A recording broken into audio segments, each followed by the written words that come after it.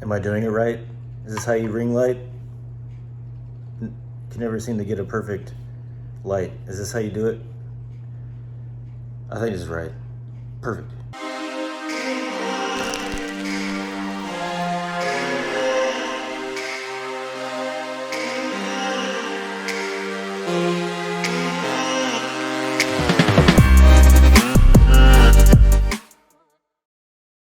Hey you guys, Brian here. Welcome back to SaltFishTV. So I seem to be always doing something around my tank, so I decided to just start picking up a camera and recording it. And I thought it would be really cool to share it with you guys. Today we are taking down the quarantine tank. Let's go. Guys, so here's our quarantine tank that we'll be taking down. You can also skip ahead and look at this sweet fast forwarding action of sped up taking down the tank. But I just wanted to go over this little fish corner I got going on. Got a macroalgae tank that wasn't doing so hot. You got the K900. This one is going on 3 months now, which is really cool. It's trucking along. We got some SPS in there. It's doing good, but some green hair algae is going on. Now in the BioCube here, or Death Cube, the blues really hide the cyano really well. It's green cyano. But I've started the Dr. Tim's regimen for getting rid of cyano, and I've already dosed refresh a couple times now, going according to plan. Now it's the third day. I think what I might do is a partial water change and see how that works, but I'm starting to see the cyano kind of disappear a little bit on the gravel, so that's good. Yeah, the corals are doing good. The hammer's kind of upset.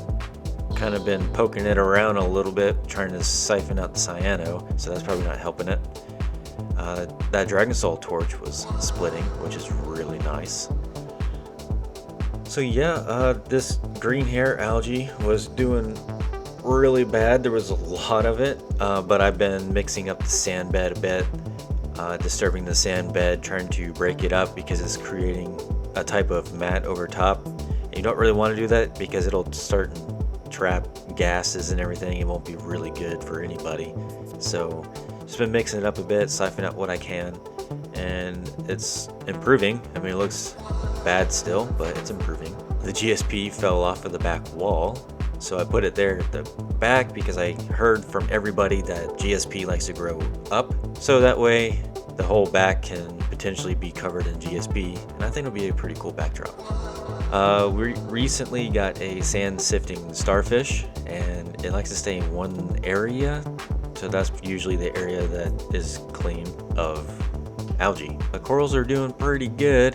The hammer's not doing so hot.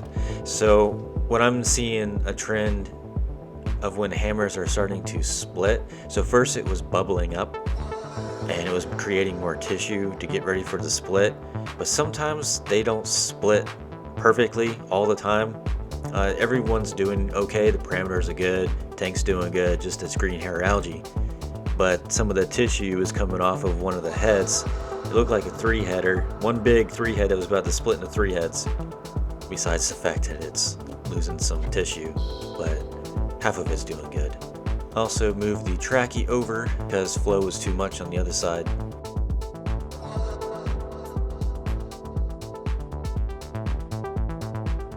So this pink Cadillac that I put in from the cube into here, it got some really nice colors.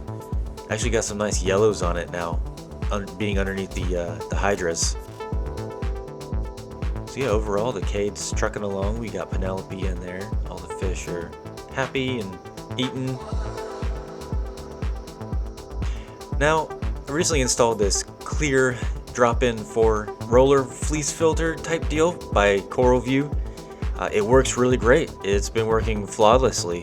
The only thing is with the stockade sump, it has a big hole for the filter stock overflow, and it needs at least 1.5 inches clearance to actuate properly. So what I did was lower the actual sensor on the clear so that it would actually actuate.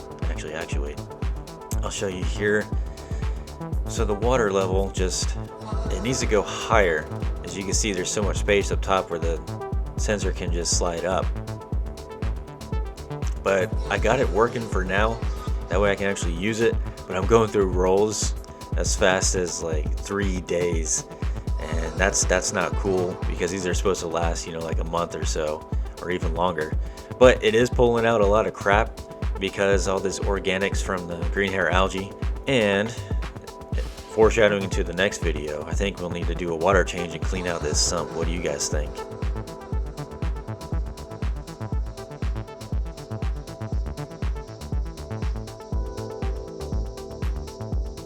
Also recently added a bag of Blue Life USA Clear FX, just giving that a shot to help clear up the water as well. Got a little murky again, which I'm thinking is from the green hair algae and messing with the sand bed a lot. So as you saw in the last video, it wasn't doing so hot, the macroalgae tank. The mangroves are doing really great. So my issue was, I think I overdosed nitrate and phosphate way too much, way too high. And even the mangroves were looking a little sad. But now that I've done 2 100% water changes, it's actually down into some tolerable levels. And I think some ulva is actually hanging on in there too. But we'll see. Maybe we can go round 2, try again. Alright guys, you know what I think? I think it's time to tear this tank down and say goodbye to the quarantine. Bye.